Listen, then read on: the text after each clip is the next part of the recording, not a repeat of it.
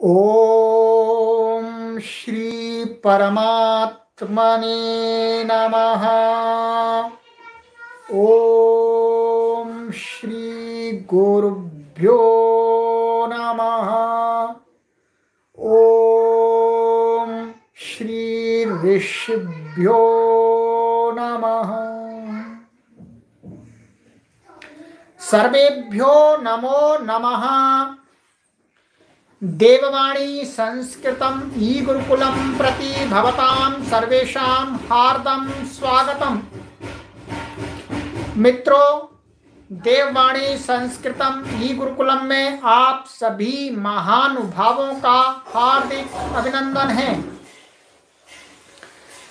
आज हम संस्कृत भाषा शिक्षणम द्विवार्षिक पाठ्यक्रम की लाइव कक्षा 65 पढ़ने जा रहे हैं। शीघ्रता से सभी पाठक महानुभाव उपस्थित हो जाएं।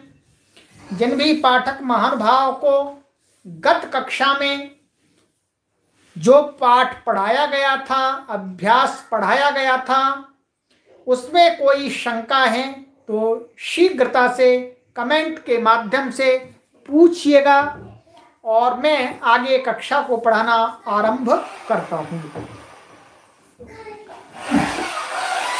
गत कक्षा में मैंने आपको संस्कृत शिक्षा भाग 2 का 18वां पूरा अभ्यास कराया था और 19वें अभ्यास की शब्दावली और नियमों को पढ़ाया था। अब हम उससे आगे पढ़ना आरंभ करते हैं। आप सभी महानुभाव पुस्तक खोल लीजिएगा। अभ्यास 19 उसके नियम भी पढ़ लिए, शब्दावली भी पढ़ ली। अब आगे जो नंबर आता है उसमें पढ़ने का, इन वाक्यों को ध्यान से पढ़ो।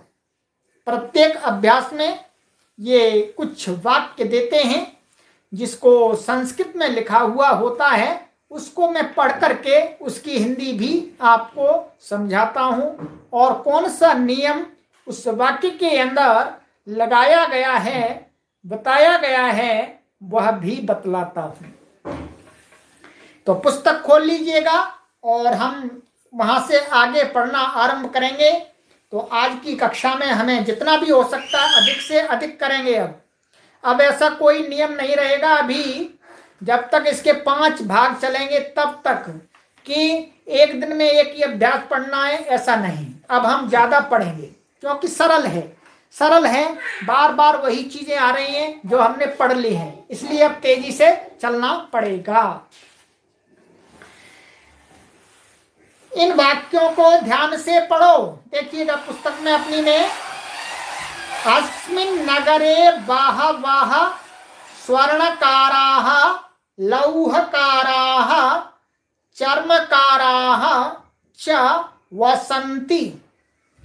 अस्मिन् नगरे माने इस नगर में, बहवः माने अनेक, बहुत सारे, स्वर्णकाराः माने सुनहार, और लौहकाराः लोहार, और चर्मकाराः माने चर्म का कार्य करने वाले, जूते आदि बनाने वाले लोग रहते हैं। अयं स्वर्णकारः स्वर्णेन आभूषणानि रचयति। कहते हैं अयम माने यह, स्वर्णकारः माने सुनहार, स्वर्णेन सोने से, आभूषणानि माने आभूषण गहने, रचयति माने बनाता है। लौहकारः लौहेन पात्राणि निर्मापयति। जो लोहार है वो लोहे से बर्तनों को, पात्रों को बनाता है। निर्मापयति माने बनाता है। चर्मकाराः पादत्राणम रचयन्ति। जो चर्मकार हैं, जो जूते आदि चमड़े से बनाते हैं, वो लोग पादत्राणम माने माने जूते को रचयंती माने बनाते हैं, सिल करके बनाते हैं। इमे सैनिकाः स्वदेशं रक्षन्ति। इमे माने ये, सैनिकाः बहुवचन में सैनिक, स्वदेशम रक्षन्ति अपने देश की रक्षा करते हैं। त्वं भारतम रक्ष, त्वम माने तुम, भारतम रक्ष भारत देश की रक्षा करो। ग्रामस्य दूरम नदी अस्ति, गांव के दूर नदी है। अहम जनकस्य समीपात आगच्छामि, ये नियम ऊपर जो पढ़ाए थे मैंने कल वो यहाँ पर घटित हो रहे हैं। मैं जनक के पिताजी के समीप से आगच्छामि आता हूं। गुरोः पार्श्वम गच्छ, गुरु के समीप, पार्श्वम माने समीप जाओ। त्वया कार्यम कर्तव्यम, तुम्हारे द्वारा कार्य करना चाहिए। ठीक है, ये हमने कल आपको जो पढ़ाया था तब्द प्रत्यय का, तो तब्द प्रत्यय का जो हमने आपको पढ़ाया था उसमें एक नियम और लगेगा जो हमने गत भाग में, प्रथम भाग में बता दिया था कि जो तब्द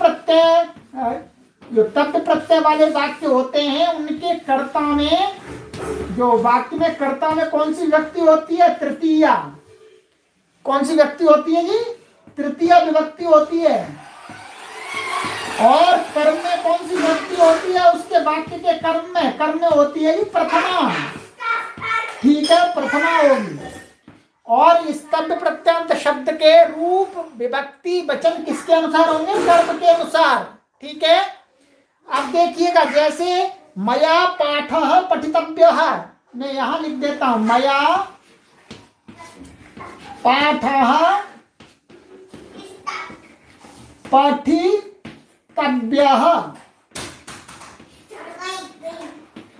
ठीक है, यही है।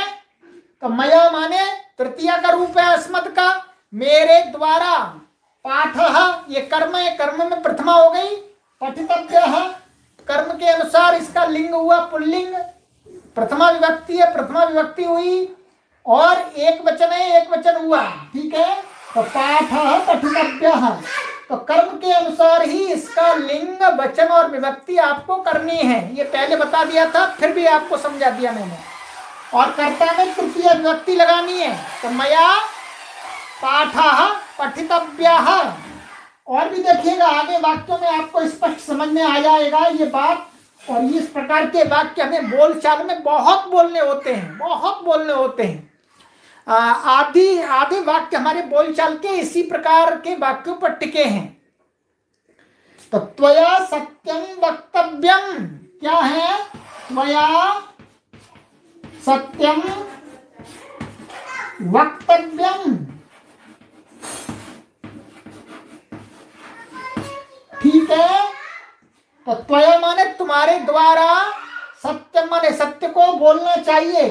तो अब देखिएगा ये प्रथमा विभक्ति हो गई इसमें, और ये नपुंसकलिंग है, एक वचन है इस पर। इसीलिए ये वक्तव्यम जो तब्द प्रत्यंत शब्द है, इसमें अभी कौन सी विभक्ति हुई? प्रथमा विभक्ति, एक वचन। और लिंग कौन सा हुआ? नपुंसकलिंग है तो नपुंसकलिंग हुआ। ठीक है जी। और ये कर्ता है, कर्ता में कौन सी विभक्ति हो गई? तृतीया विभक्ति, एक वचन। कर्ता एक है इसलिए एक वचन, और नियम लगा तृतीया विभक्ति का, तो तृतीया विभक्ति हो गई। तो आपको हमेशा तब्द प्रत्यंत के साथ में ये नियम लगाना है, इसमें कोई ऑप्शन नहीं है। कर्म में प्रथमा ही रखनी है आपको। आगे, त्वया गृहम गंतव्यम, तुम्हारे द्वारा घर जाना चाहिए। तो त्वया तृतीया हो गई, गृहम नपुंसकलिंग एक वचन हो गया, प्रथमा विभक्ति। गंतव्यम नपुंसकलिंग एक वचन, प्रथमा विभक्ति। गंतव्यम तुम्हारे द्वारा घर जाना चाहिए। तो ये नियम मैंने आपको घटा करके भी बतला दिया। आगे अनुवादों में ये नियम आपको लगाना है। चलिएगा, अब हम आगे चलते हैं, आपको गृह कार्य देते हैं। गृह कार्य देंगे आज, पहले फिर पढ़ाएंगे, फिर गृह कार्य देंगे। आज 2 गृह कार्य देंगे आपको। अब आपका एक एक मिनट हम आपको ले लेंगे, बिल्कुल खाली नहीं रखेंगे आपको।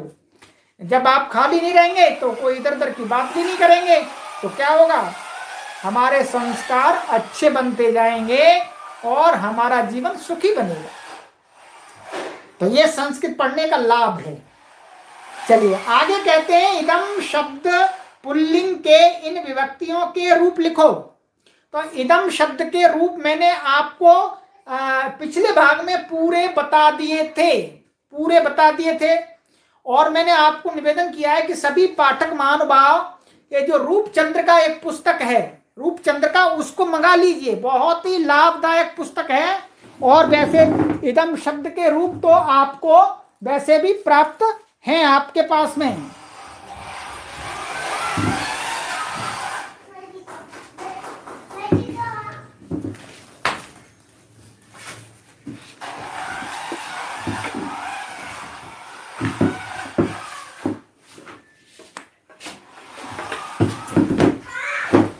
ये रूपचंद्र का पुस्तक है, बहुत ही सुंदर है। इसमें सभी रूप हैं, सभी रूप है, धातु रूप और शब्द रूप।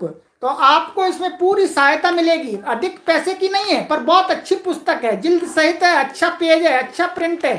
तो आप मंगा लीजिएगा यदि आपकी अनुकूलता है अभी तो।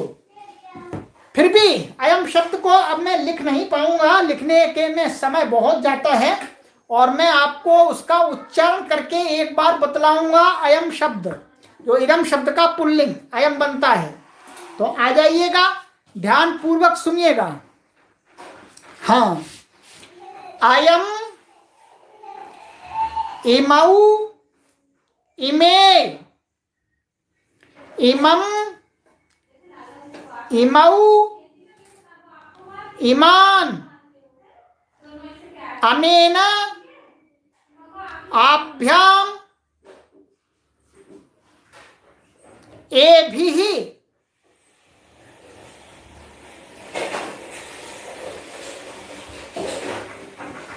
अस्मै, आभ्याम, एभ्यः,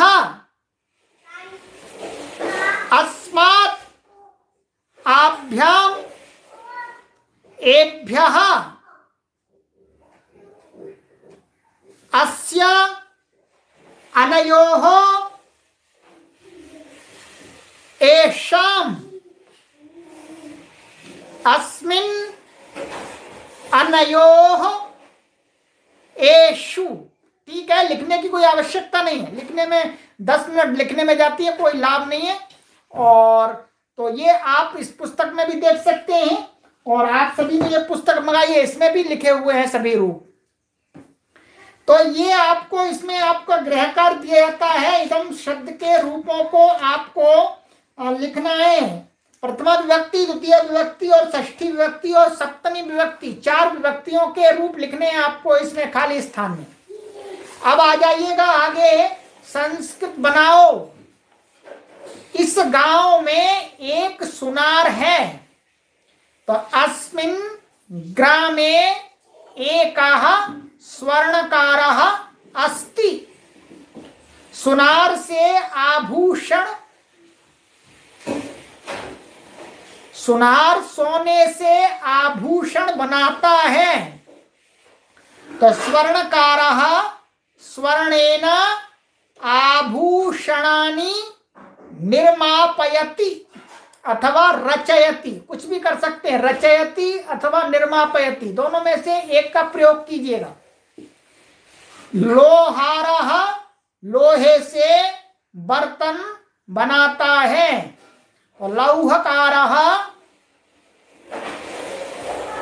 लौहेन, तो लौहेन पात्राणि निर्मापयति।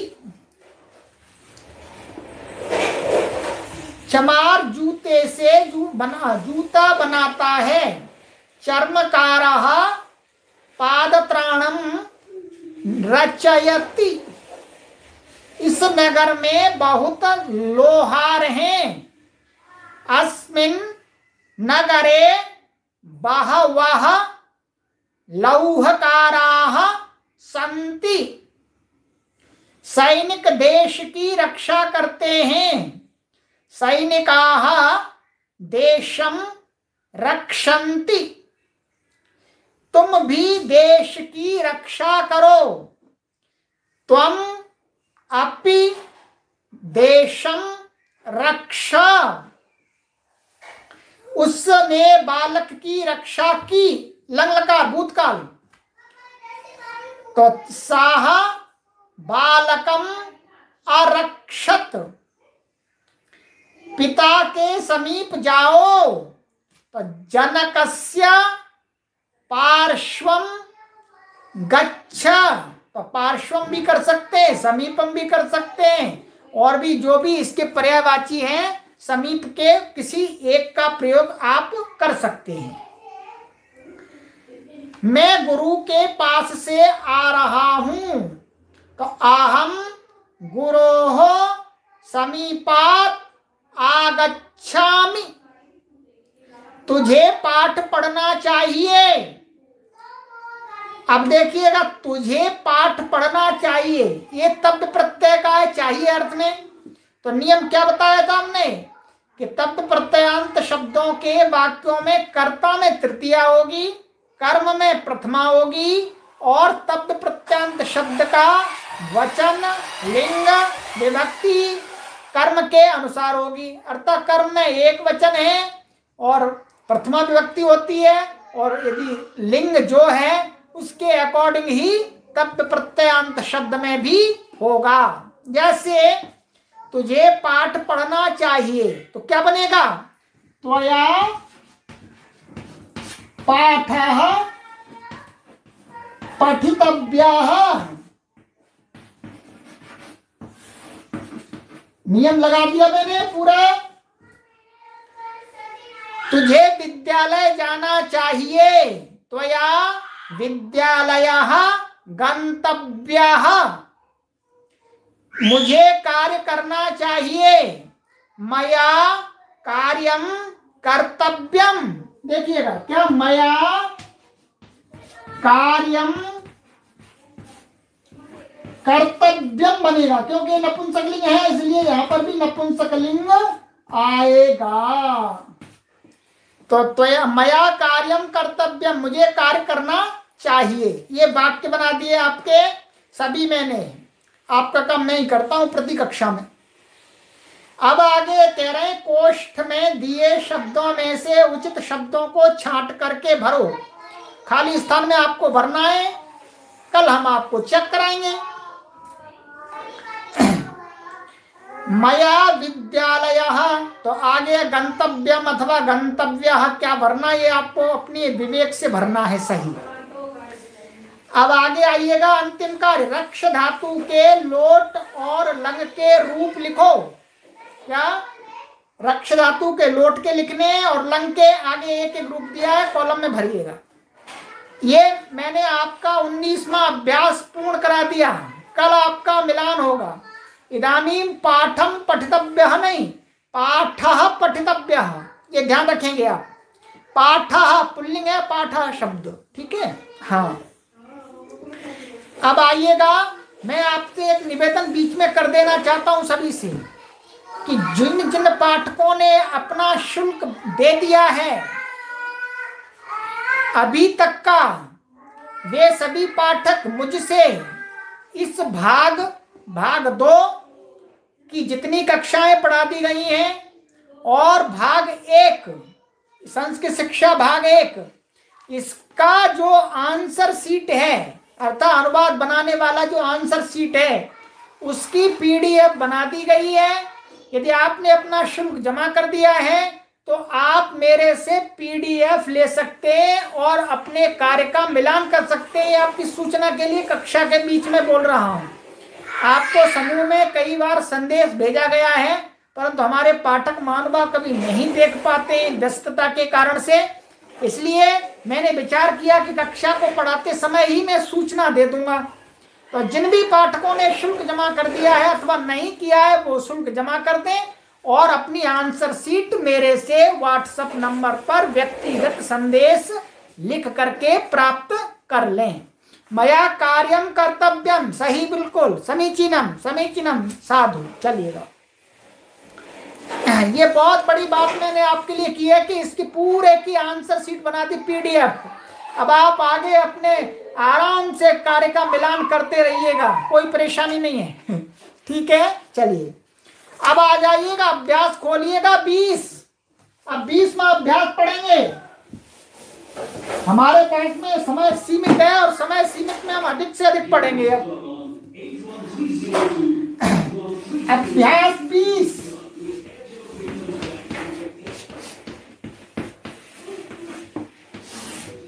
आइएगा, शब्दावली इदानीं पाठः पठितव्यः समीचीनम्। शब्दावली को पढ़िएगा, खोलिएगा पुस्तक। गौः, गौः आप सभी जानते हैं, काव, गाय, गाय माता, गौः। वृषभः,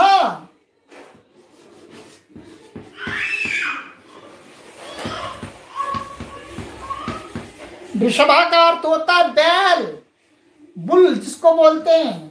अश्वः,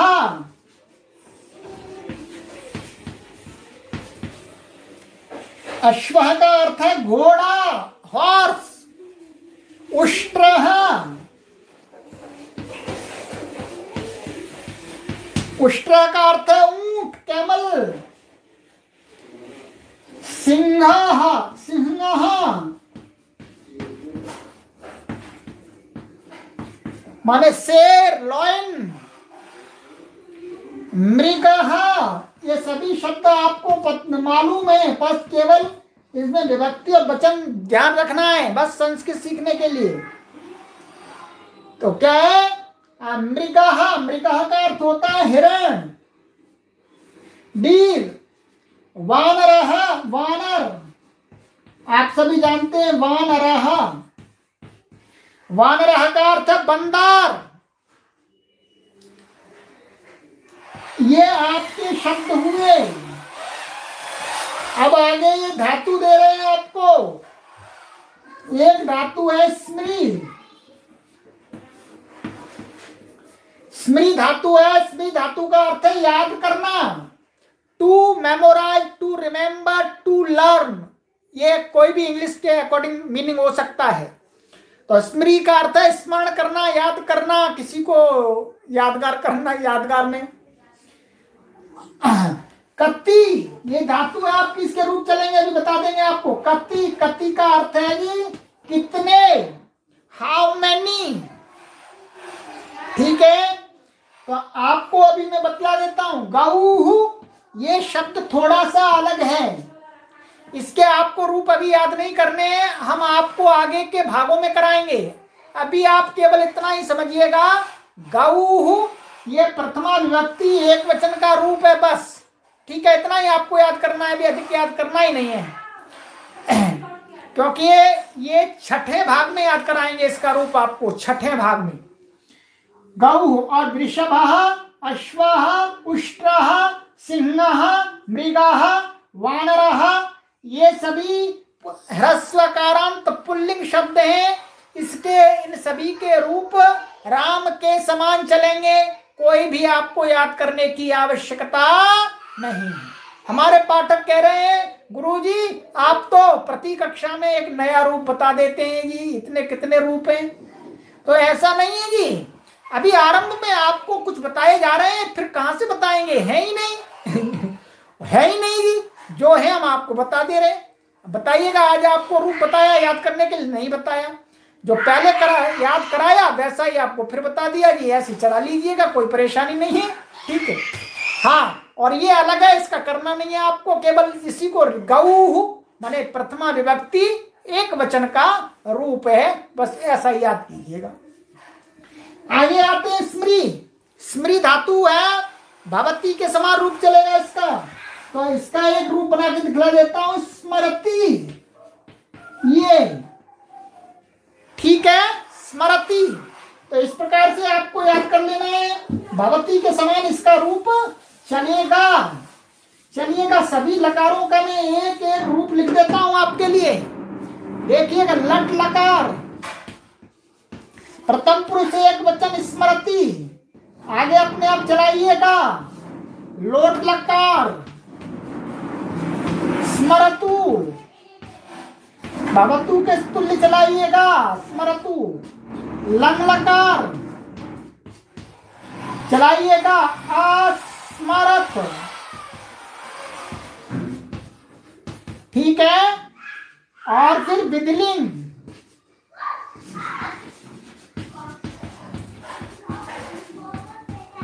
विधिलिंग में क्या बनेगा? स्मरेत।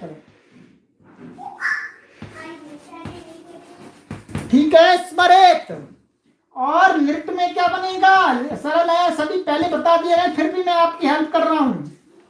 हेल्प नहीं कर रहा, मैं अपना ड्यूटी निभा रहा हूं जी। मैं पढ़ा रहा हूं तो पढ़ाने का काम तो करना ही पड़ेगा जी।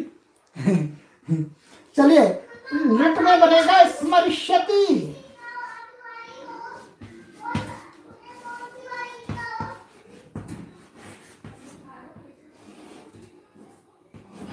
ठीक है, तो स्मरिष्यति, तो इन पांचों लकारों में आपको रूप लिखना है और हमको भेज देना है। भेज दीजिए ईमानदारी से, इतना तो हमारा मान सकते, इतनी बात तो रख सकते हैं जी। चलिए, तो ये अभ्यास आपका शब्दावली पूर्ण हुई। अच्छा, इसमें एक शब्द और रह गया है, उसको और देख लीजिएगा। कति शब्द है। कति ये क्या है? नित्य बहुवचनांत है। क्या बहुवचनांत? एक वचन में इसका रूप नहीं चलता। तो आपको कैसे इसके रूप चलाने? हरि के समान चलाने। हरि के रूप मैंने याद करा दिए आपको पहले ही। तो हरि के बहुवचन में जो जो रूप बनते हैं वो सारे रूप कति के बनेंगे। अर्थात प्रथमा और द्वितीय में थोड़ा अलग होगा। देखिएगा, मैं इसका भी जल्दी से आपको पूरे लिख देता हूं। कति, कति, कति बोलते हैं, कति हिंदी में भी बोलते हैं कति। और कति भी,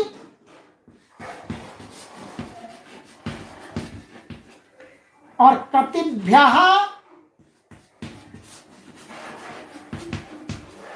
कतिभ्यः,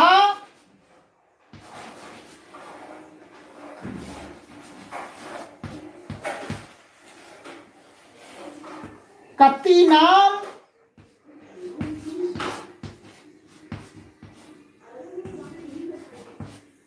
और कतिषु।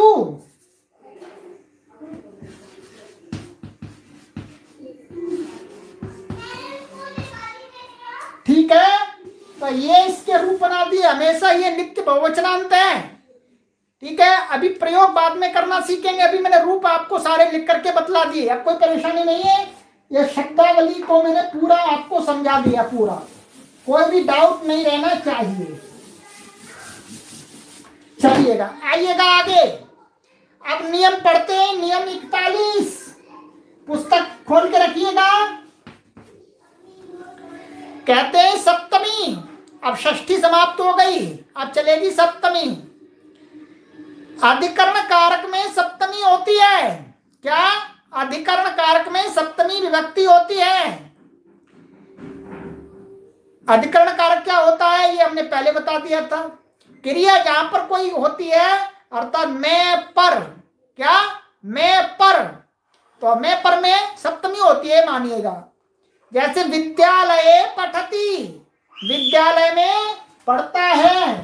ठीक है, विद्यालय पठति। अब ये पढ़ने की क्रिया कहाँ हो रही है जी? कोई बालक है, छात्र है, बालिका है, छात्रा है, वो पढ़ रही है, पढ़ रहा है। कहाँ पढ़ रहा है जी? विद्यालय में। तो पढ़ने की क्रिया कहाँ पर हो रही है? विद्यालय में। इसलिए आप कौन सी विभक्ति हुई इसमें? सप्तमी विभक्ति, एक वचन, क्योंकि एक विद्यालय है, बहुत होंगे तो बहुवचन हो जाएगा। तो ये इस प्रकार से आपको वाक्यों में, अधिकरण में, ये अधिकरण है इसका। तो अधिकरण में सप्तमी विभक्ति होती है। समीचीनम। चलिए आगे कहते हैं गृहे वसति, घर में रहता है, सरल है। वृक्षे खगाः सन्ति, वृक्ष पर पक्षी हैं, पेड़ पर पक्षी हैं, एक ही बात है। अब आ जाइएगा नियम 42।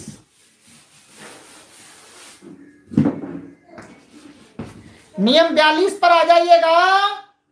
कहते हैं अनि, अब आज एक दूसरा प्रत्यय और ला रहे हैं। एक तब्य प्रत्यय लाए थे, तब्य का अर्थ क्या था? चाहिए। तो चाहिए अर्थ में एक प्रत्यय और आता है जी, कौन सा? अनि। ये प्रत्यय आता है, इसका अर्थ क्या है? चाहिए। ये काप किससे होता है? ये धातु से होता है, जो भू आदि धातु है उनसे होता है, ठीक है। हाँ, तो कह रहे अनीय प्रत्यय, चाहिए अर्थ में धातु से अनीय प्रत्यय होता है। जैसे क्री प्लस अनीय करणीयम, पठ प्लस अनीय पठनीयम, लिख प्लस अनीय लेखनीयम, गम प्लस अनीय गमनीयम। ठीक है, ये ध्यान रखेंगे कि ये सारे जो शब्द हैं पठनीयम आदि, ये तीनों लिंगों में होते हैं। तीनों में, पुल्लिंग में भी होते हैं और स्त्रीलिंग में भी होते हैं और नपुंसकलिंग में भी होते हैं। ठीक है, ये ध्यान रखेंगे। तीनों लिंगों में इनके रूप चलते हैं और सभी वचनों में चलते हैं और सभी विभक्तियों में चलते हैं, ये ध्यान रखेंगे। और क्या करना है? पुल्लिंग में इनके राम के समान रूप चलते हैं और स्त्रीलिंग में रमा के समान चलते हैं और नपुंसकलिंग में गृह के समान चलते हैं। नपुंसकलिंग में किसके समान चलते हैं जी? गृहवत। ठीक है, स्त्रीलिंग में कैसे चलते हैं? रमावत। रमावत का अर्थ रमा के समान। पुल्लिंग में कैसे चलते हैं? रामवत। ठीक है जी, इनको आप ध्यान रखेंगे लिंगों को। ये टेबल बना दिया, स्मार्ट बोर्ड आने वाला, फिर देखिएगा बहुत आनंद आएगा। मैं पुस्तक यही खोलूंगा, 4-4, 5-5 पुस्तकें आपके सामने खुली हुई दिखेंगी। सब चीज जहां जरूरत होगी उस पुस्तक को झट से क्लिक करके खोल करके आपको पढ़ाया जाएगा। आपके सहयोग से बहुत बड़ा कार्य होने जा रहा है। ये संस्कृत माता करोड़ों लोगों के बीच में जाने वाली है। इसमें मुख्य कारण आप हैं, मुख्य हेतु आप हैं, मुख्य सहयोगी आप हैं। हम तो केवल काम करने वाले महानुभाव हैं। चलिएगा आगे। ये नियम यहाँ पर भी याद रखेंगे आप कि इनके साथ भी तव्य वाला नियम लगता है। कर्ता में तृतीया, कर्म में प्रथमा और जो अनीय प्रत्यांत शब्द है उसका जो लिंग और वचन और विभक्ति कर्म के अनुसार लगेगी। चलिएगा आगे आ जाइएगा आप। अब हम इसके वाक्य देखते हैं क्या बोलते हैं। जैसे इनका वाक्य आगे इनमें वाक्य में प्रयोग करेंगे। ठीक है, आगे आ जाइएगा। इन वाक्यों को ध्यान से पढ़ो। नियम समझा दिया मैंने आपको सरलता से, कोई परेशानी नहीं होनी चाहिए। अस्मिन् नगरे गावः वृषभाः अश्वाः उष्ट्राः वानराः च सन्ति। क्या? अस्मिन् नगरे, इस गांव में, गावः ये गौः का बहुवचन है, प्रथमा विभक्ति का बहुवचन है गौः, तो और बहुवचन में गावः। तो इस गांव में गाय, वृषभाः माने बैल, अश्वाह माने घोड़े, उष्ट्राह माने ऊंट, च माने और, वानराह माने बंदर, वसंती माने हैं। तस्मिन् वने सिंहाः मृगाः च सन्ति। उस वन में सिंह और मृग माने हिरण हैं। प्रतिदिनम स्वकीयम पाठम स्मर।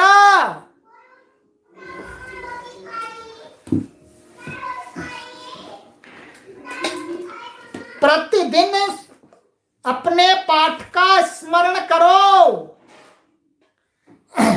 शिशु मातुः स्मरति। शिशु माता का स्मरण करता है। तो स्मरण करने अर्थ में खेद पूर्वक स्मरण में षष्ठी होती है, इसलिए मातुः ये इसमें षष्ठी है। अहम विद्यालये पठामि, मैं विद्यालय में पढ़ता हूं। त्वम गृहे वससि, तुम घर में रहते हो। नियम घट रहा है सप्तमी का। वृक्षे कति खगाः सन्ति, वृक्ष पर कितने पक्षी हैं? तो उत्तर मिलता है त्रयः, तीन। त्वया कार्यं करणीयम, नियम आ गया, त्वया तृतीय आ गई, कार्यम करणीयम, तुम्हारे द्वारा कार्य किया जाना चाहिए। त्वया पुस्तकम पठनीयम, तुम्हारे द्वारा पुस्तक पढ़ी जानी चाहिए। लेखः लेखनीयः, और लेख लिखा जाना चाहिए। विद्यालयः च गमनीयः, और विद्यालय को जाना चाहिए। त्वं वदामि, तुझको, त्वं तो तुझको, वदामि माने बोलता हूं। तुभ्यं फलम ददामि, तुम्हारे लिए फल देता हूं। देना अर्थ में चतुर्थी थी, देना अर्थ में चतुर्थी थी, तो क्या हुआ? चतुर्थी हो गई। तुभ्यम, तुम्हारे लिए फल को देता हूं। ये पीछे का नियम याद करा रहे बाद में। तव एतत् पुस्तकम अस्ति, तब माने तुम्हारी यह पुस्तक है। त्वयि धैर्यम अस्ति, तुम्हारे अंदर धैर्य है। ठीक है, हमने युष्मद् के रूप आपको पिछली कक्षाओं में याद करा दिए हैं। ठीक है, इसलिए हम आपको दोबारा याद नहीं कराएंगे, अब केवल उच्चारण मात्र करके बतला देंगे, क्योंकि पीछे मैंने लिख करके आपको याद करा दिया अच्छी प्रकार से युष्मद् और अस्मद् के रूप, और प्रथम भाग के परिशिष्ट में दिए हुए हैं। आइएगा, अब ये क्वेश्चन ले लेते हैं, कुछ शंकाएं। ये समझ नहीं आया, यहाँ गावः लिखा है, क्या गावः बहुवचन है? हाँ जी, बिल्कुल आपने सही कहा है। गावः मैंने बताया आपको, ये गावः, इसके रूप ऐसे चलते हैं, अभी आपको याद नहीं है। गौः, गावौ, गावः, और आगे चलेंगे वो अलग हैं।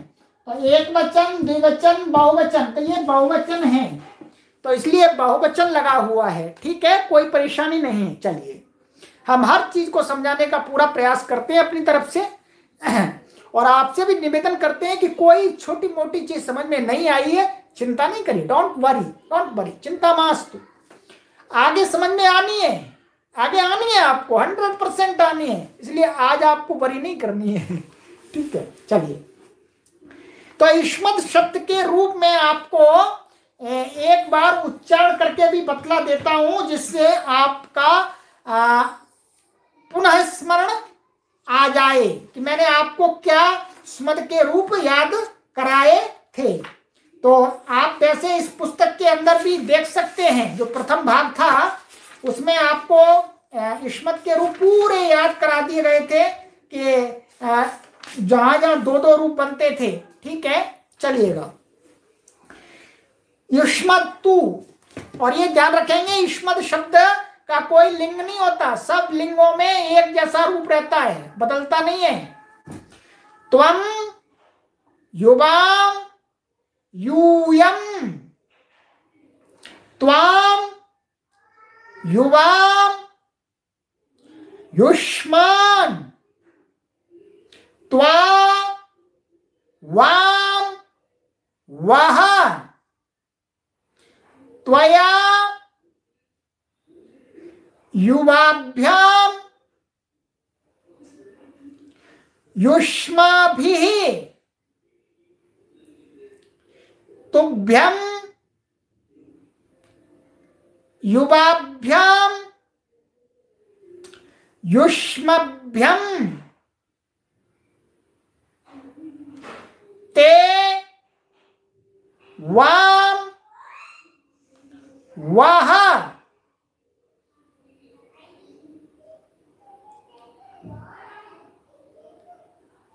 त्वत्, युवाभ्याम युष्मत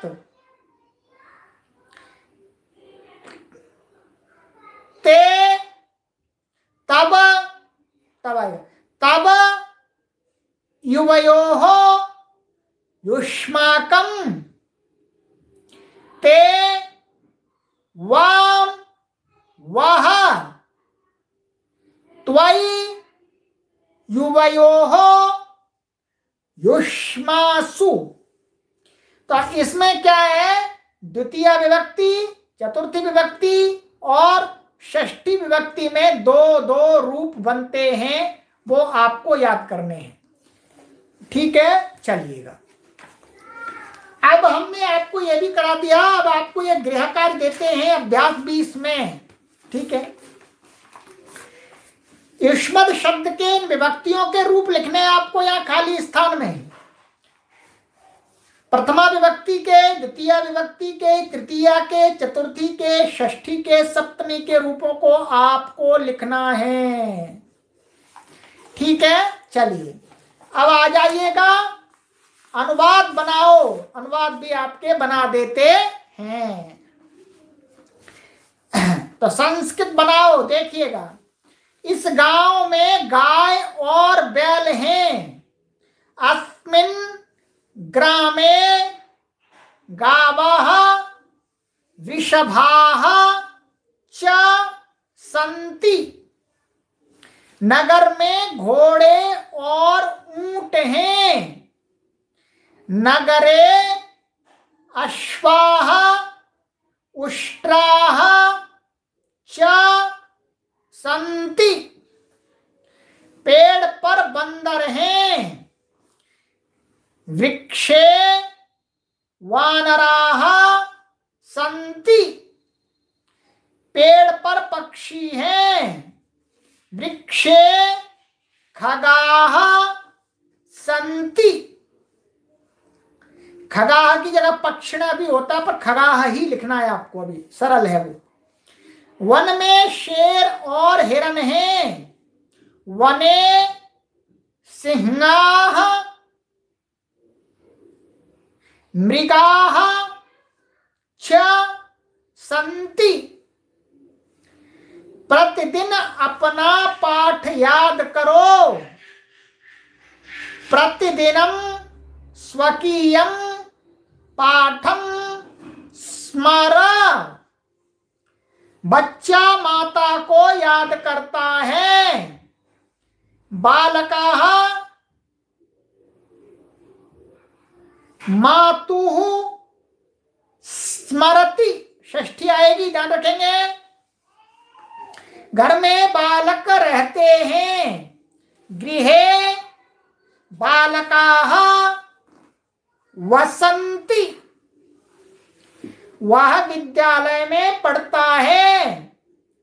सः विद्यालये पठति। तुझे लेख लिखना चाहिए। त्वया लेखः लेखनीयः। मुझे काम करना चाहिए। मया कार्यं कर्तव्यम। तेरी पुस्तक कहाँ है? तव पुस्तकं कुत्र अस्ति। तेरे पास कितनी पुस्तकें हैं?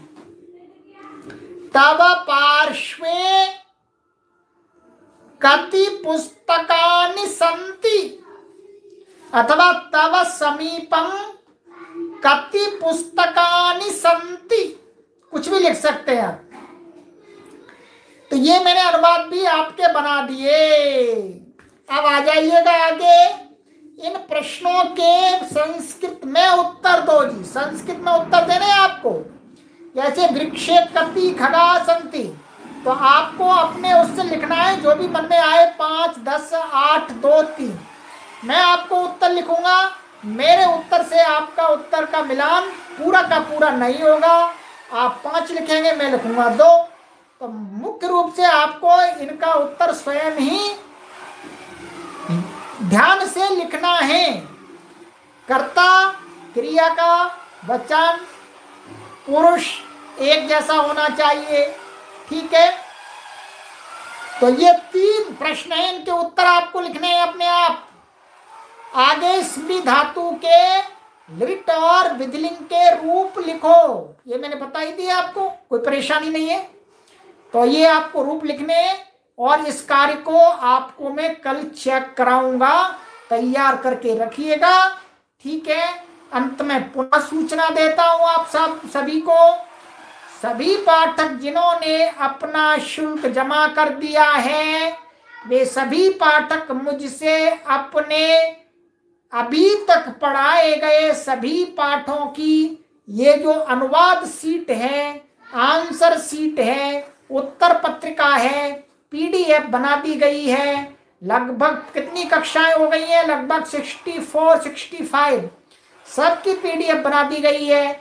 आगे भी पीडीएफ जारी रहेगी बनाना, और आपको ये पीडीएफ के रूप में भी आंसर दिए जाते रहेंगे आपकी सुविधा के लिए।